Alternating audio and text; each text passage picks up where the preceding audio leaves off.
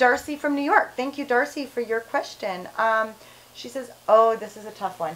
My question is maybe less about parenting itself and more about parenting in a couple.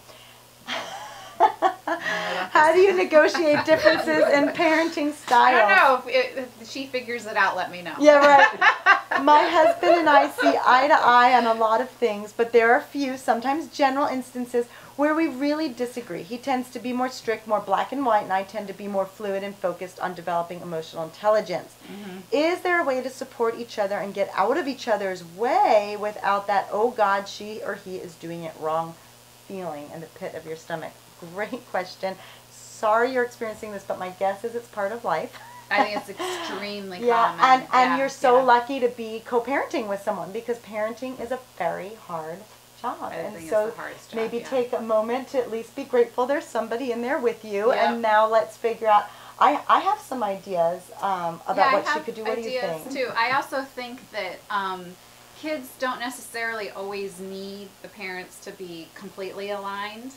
I think that's a misnomer. You know, I think everybody thinks, oh, you have to have exactly the same rules and the same ideas about discipline. I do think that, you know, there's lots of parents that do a good job where the husband or the wife is sort of more the enforcer, and then the other one is sort of the softer landing. Bad cop. You know? And I think that works, and I think, you know, a lot of us think, oh, you have to be exactly the same and you have to do exactly the same thing. I think each couple and co-parent has to come up with how they're going to handle it. It gets more complicated if the parents are divorced. Well, that's a whole nother show. So I think this is a co-parenting question. But this is co-parenting in the same in a marriage house. Situation. That's a good point. I think if they're divorced, if you are parenting with someone like a guardian, maybe that's a grandma, a whole other show, which we can explore.